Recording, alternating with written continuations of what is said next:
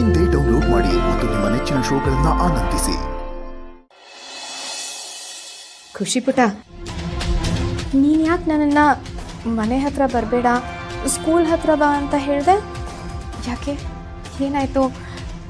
ಮನೇಲಿ ನಿನಗೇನಾದರೂ ತೊಂದರೆ ಆಗ್ತಿದೆಯಾ? ಯಾರಾದರೂ ಹಿಂಸೆ ಕೊಡ್ತಿದ್ದಾರಾ? ಹಾಗೆಲ್ಲ ಏನೂ ಇಲ್ಲ ಭಾವನಮ್ಮ. ನಾನು ಒಬ್ರನ್ನ ನೋಡಿದೆ. ಪಪ್ಪನ ಗಾಡಿಗೆ ಆಕ್ಸಿಡೆಂಟ್ ಆಯ್ತಲ್ವಾ, ಅವ್ರ ಲಾರಿನ ನಮ್ಮ ಕಾರಿಗೆ ಡ್ಯಾಶ್ ಹೊಡೆದಿದ್ದು.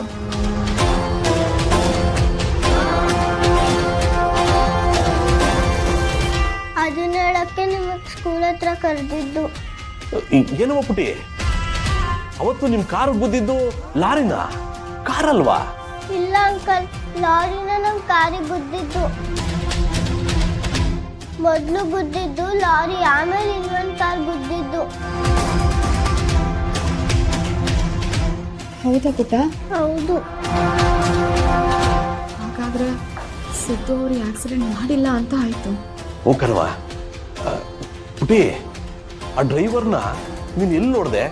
ಅವರು ನಮ್ಮ ಮನೆಗೆ ಆಗಾಗ ಬರ್ತಿರ್ತಾರೆ.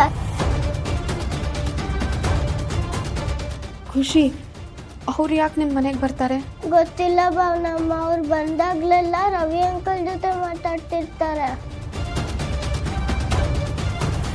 ನನ್ಗಂತೂ ಅವ್ರು ನೋಡಿದ್ರೇನೆ ಭಯ ಆಗುತ್ತೆ. ಅವ್ರು ನನಗೆ ಏನಾದ್ರೂ ಮಾಡ್ಬಿಡ್ತಾರೆ ಅನ್ಸುತ್ತೆ ಭಾವನಮ್ಮ.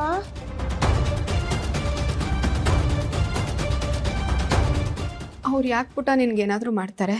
ನೋಡು, ನೀನು ಭಯ ಪಡ್ಕೋಬೇಡ, ನಿನಗೇನೂ ಆಗಲ್ಲ.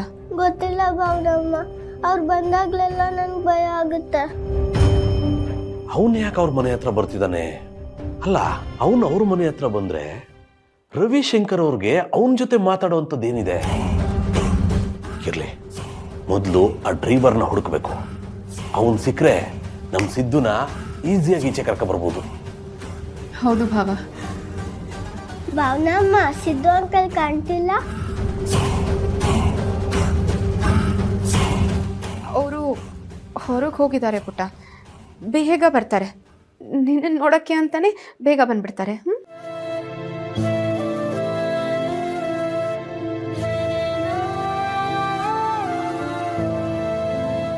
ಖುಷಿ, ಈಗ ಟೈಮ್ ಆಯಿತು, ನೀನು ಹೊರಡಬೇಕು. ಆದರೆ ನೋಡು, ನೀನು ಏನೂ ಭಯ ಪಡ್ಕೋಬೇಡ. ಭಾವನಾ ಅಮ್ಮ ಇದ್ದಾರಲ್ಲ, ಎಲ್ಲ ನೋಡ್ಕೋತಾರೆ. ಚೆನ್ನಾಗಿ ಓದಬೇಕು.